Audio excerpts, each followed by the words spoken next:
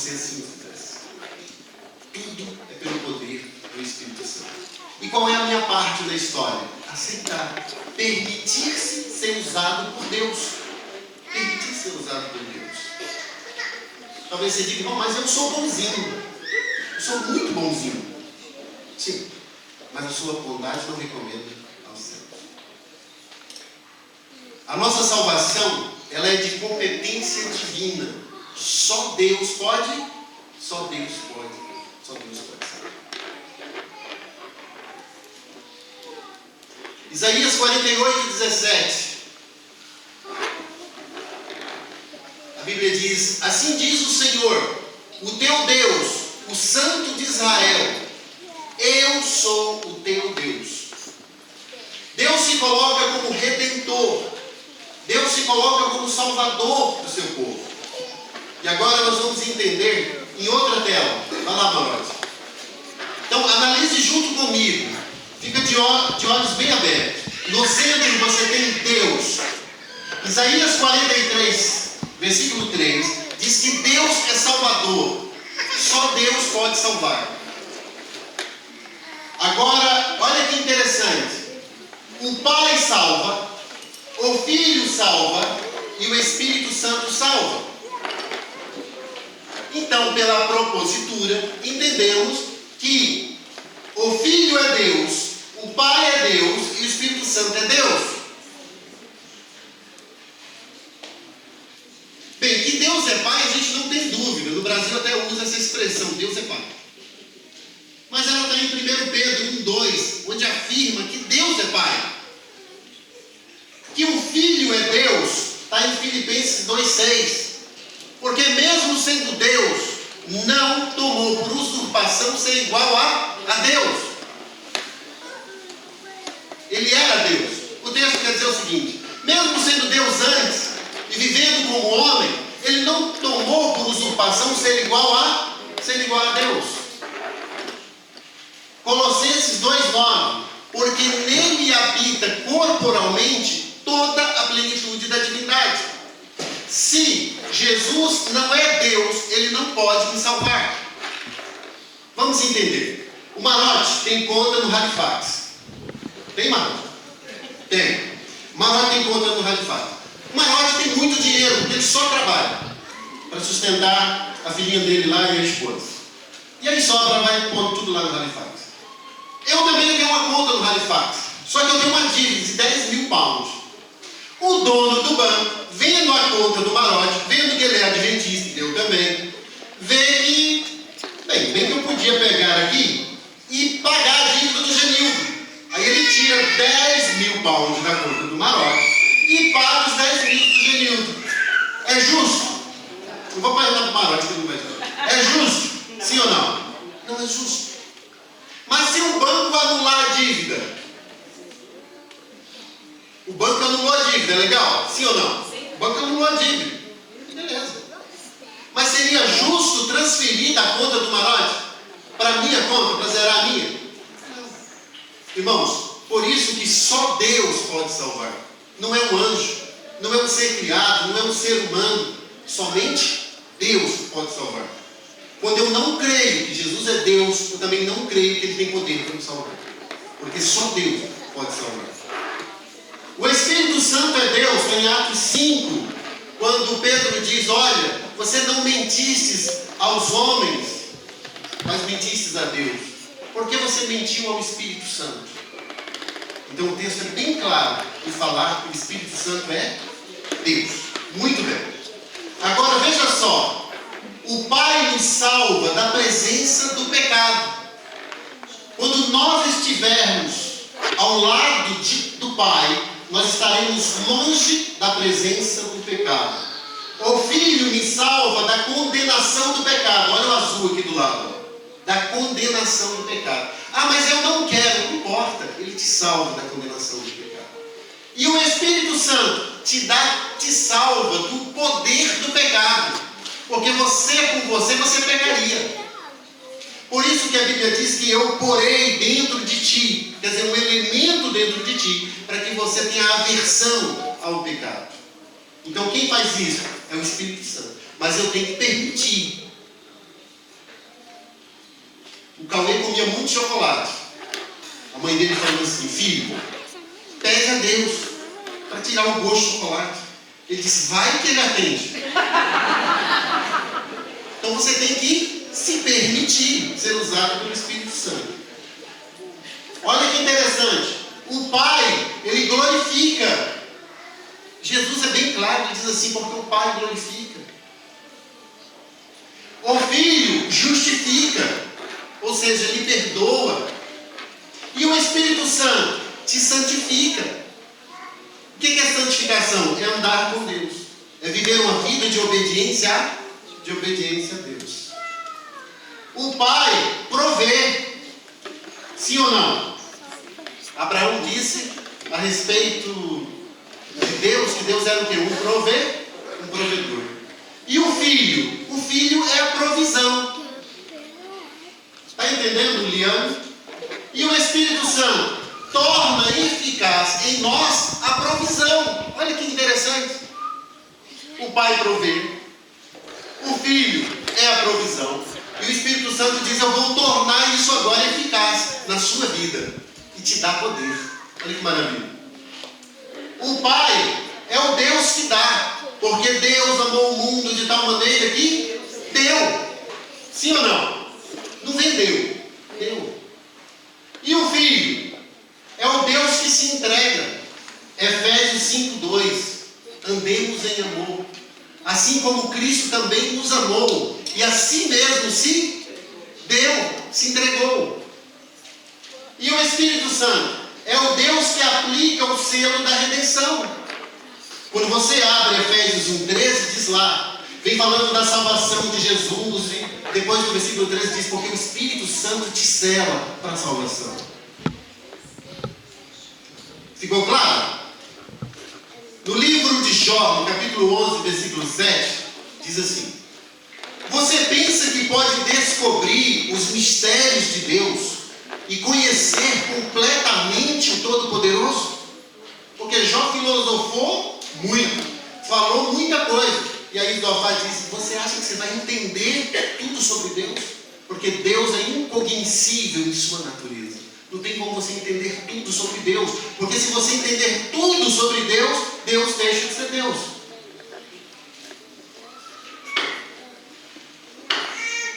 Existem alguns mistérios da divindade. O primeiro grande mistério é a natureza do Pai, eu não sei. Mas o texto diz que façamos o homem à nossa semelhança. Então eu imagino que Deus tem orelha, tem mão. Nós somos semelhantes, não somos iguais. Somos semelhantes.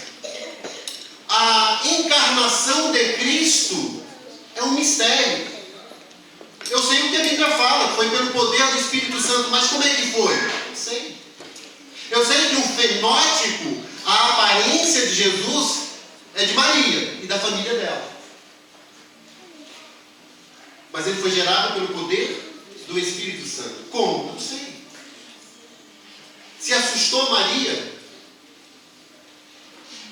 A natureza do Espírito Santo, a substância, eu também não sei. Existem coisas, irmãos, que a gente não entende, mas a gente aceita.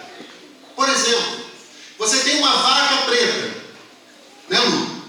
Ela come grama verde, tem manteiga amarela, e o leite é como?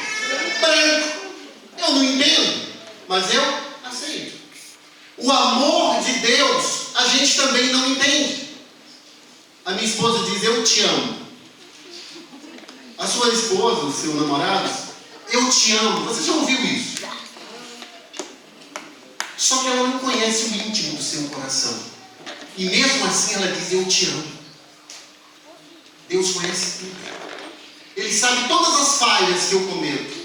Os meus maus pensamentos, os meus pecados, as sombras que tem no meu coração, na minha vida. E mesmo assim ele diz: eu te amo. Eu não consigo entender. Mas Deus nos ama. O fato de ser um mistério não exclui a existência. O pecado é um mistério, a origem do pecado. Mas o pecado está aí. A encarnação de Cristo é um mistério, e nós sabemos que ele existiu. Então o fato de ser um mistério não exclui a existência. Então, o Espírito Santo é criador, sim ou não? Sim. Sim ou não? Sim. Então vamos falar, vamos ficar acordados. O Espírito Santo é criador? Sim. Ele é onipotente? Sim. Ele é onipresente? Sim. O anjo é onipresente? Não. O anjo é onisciente? Não. Vocês sabem que a gente tem um anjo da guarda, né? Sim. E como é que você conversa com ele? Em pensamento? Você tem que falar mesmo. Olha, estou eu aqui andando. Mas cuidado, senão a pessoa vai pensar que você é meio maluco. Mas o anjo que está ao seu lado... Irmãos, uma vez eu tive um acidente horrível. Veio um caminhão na contramão e não tinha para onde eu ir. Quando eu saí um pouco, era um precipício. Eu fiquei lá embaixo e acordei 3 horas depois. Mas eu me lembro da última palavra. Anjo do Senhor, me ajuda. Foi a última coisa que eu falei. Então eu não podia pensar, né? Tinha que falar. Anjo do Senhor. Então o Espírito Santo é criador, onipotente, onipresente, onisciente. O Espírito Santo é eterno. Então o Espírito Santo é Deus. O anjo não é Deus, mas o Espírito Santo é. O Espírito Santo é Deus. O Espírito Santo fala, sim ou não? Uma pessoa. É uma pessoa. Ele ensina? Sim. Ele guia? Se ouvirá uma voz por trás de ti, não é? Quando a gente vai fazer uma coisa errada, já acende uma luz, né? Ele pensa? Ou ele sabe? Sabe, né? Ele sabe. Ele testifica? Sim ou não? Intercede? Responda, senão eu fico desanimado, fico nervoso aqui na frente. É que eu não tenho esse preparo todo aqui dos pregadores aí. Ele interage? Interage? Convence? Sim ou não? Já convenceu você de alguma coisa? Ele ordena? Você sente assim o Espírito Santo? É isso que você tem que fazer? Ele decide? O Espírito Santo tem gosto. Será que quando você veste de manhã para vir para a igreja, você pensa se o Espírito Santo vai gostar? Será que quando você põe os seus alimentos na mesa, você pensa que o Espírito Santo vai gostar do que você está comendo? Será que ele tem gosto? Tem, né? O Espírito Santo é uma pessoa. Ele tem inteligência? Sim. Tem emoção? Tem vontade? E você tem inteligência? Tem. Tem emoção? Eu não tenho, não tenho. Tem emoção? Tem vontade? Ah, irmão, às vezes a vontade não dá, né? Mas tem. E Atos 15, 28 diz: pareceu bem ao Espírito Santo, então ele tem inteligência. Disse: não entristeçais o Espírito Santo, então ele tem emoção. O Espírito Santo reparte dons como quer, então ele tem vontade. O Espírito Santo possui autonomia de vontade. Agora, quais são as ações do Espírito Santo?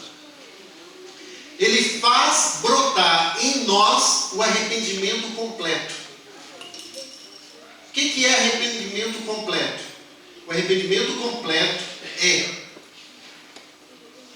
quando você sabe que uma coisa está errada e você pede perdão e abandona aquela coisa.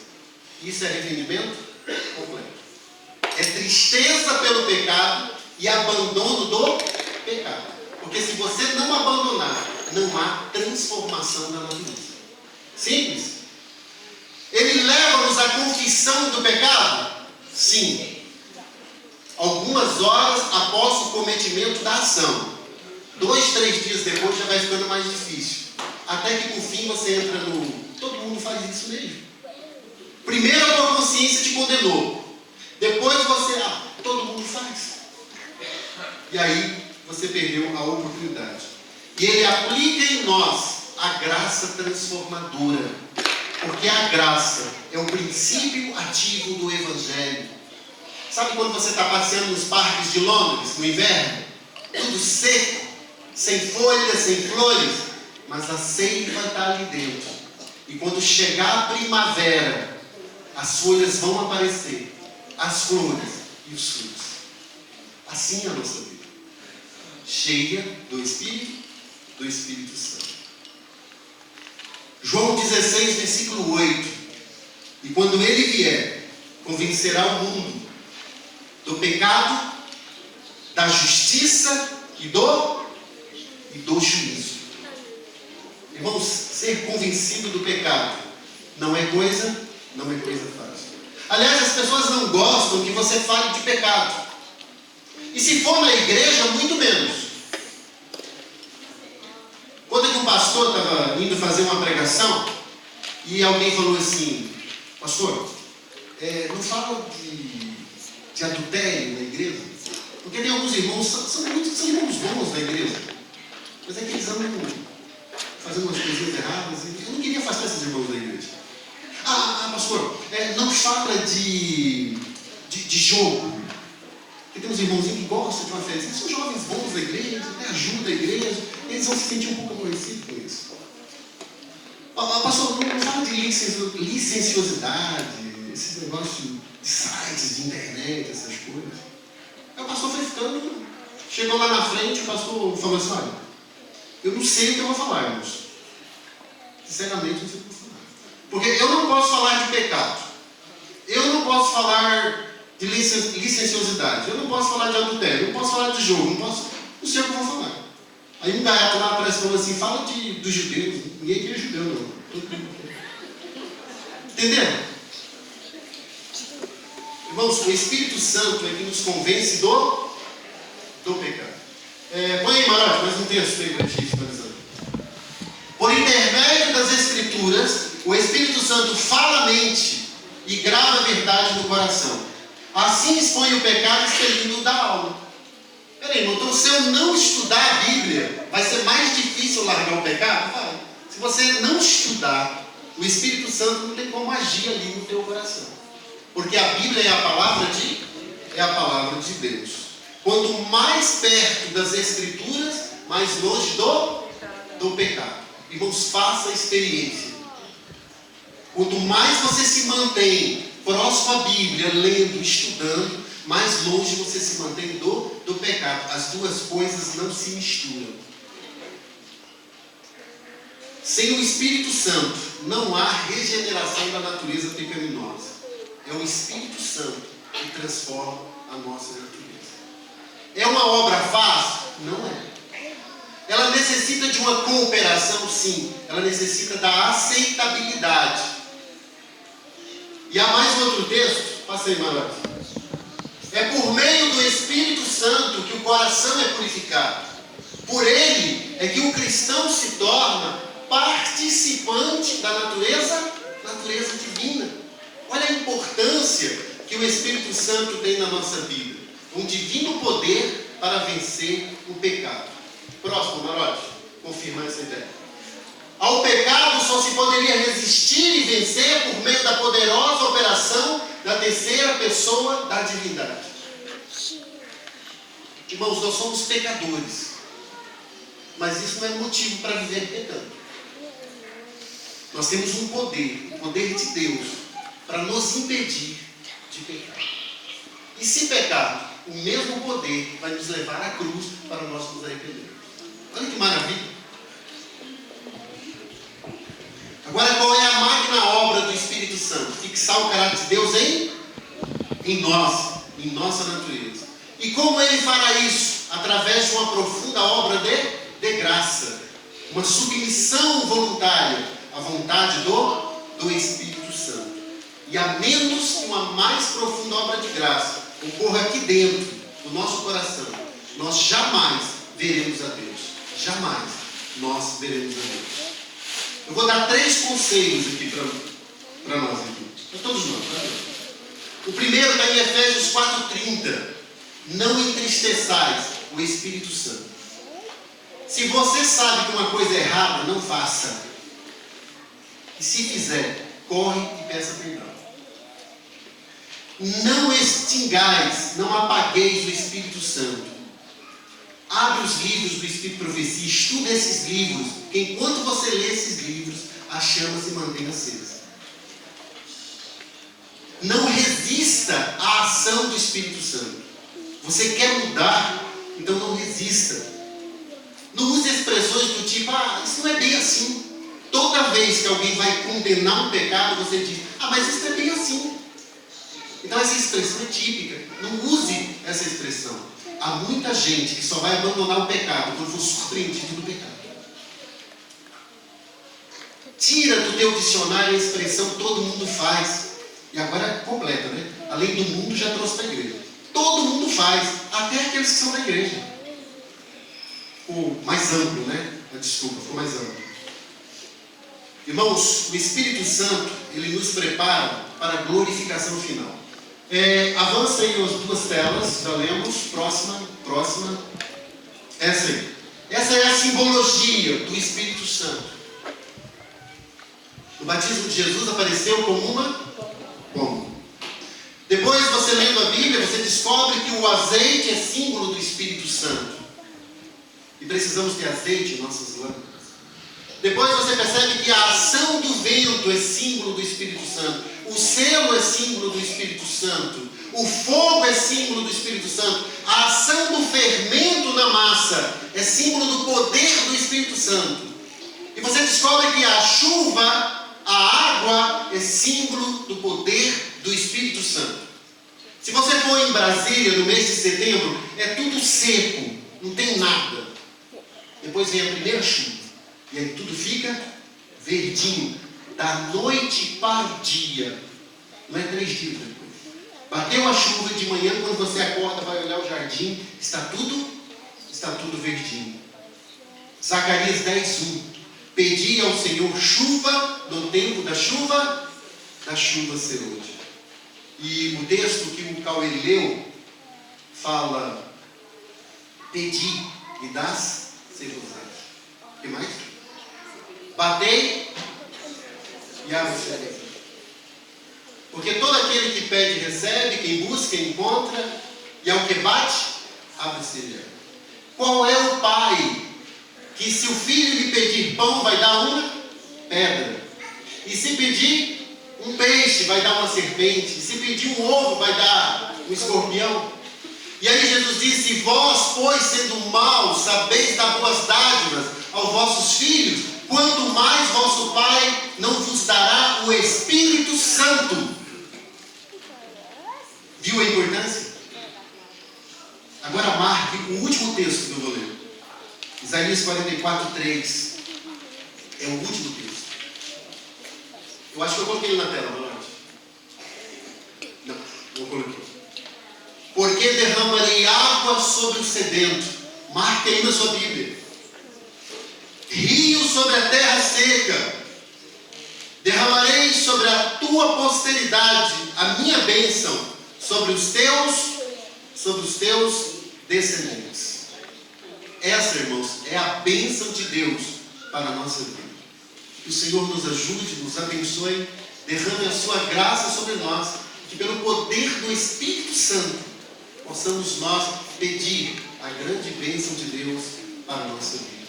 Como uma grande chuvarada. Sabe quando chove, aquela fragrância gostosa? É isso que o Espírito Santo quer trazer à nossa vida. A alegria da salvação. Amém.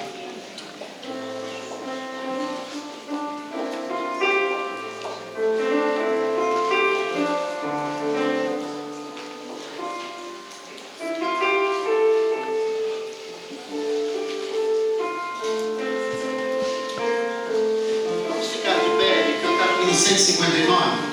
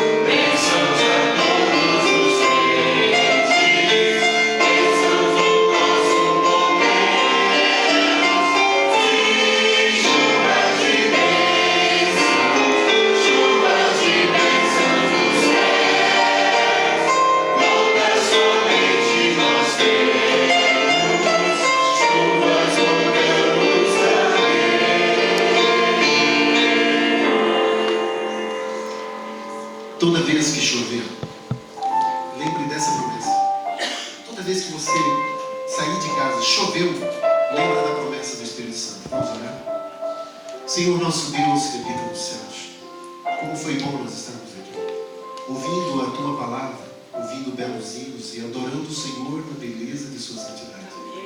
Que a graça de Cristo seja sobre a nossa vida, que o amor do Pai seja sobre a nossa vida, e que a comunhão do Espírito Santo permaneça com todos os Teus filhos, para todo sempre, em nome de Jesus. Amém.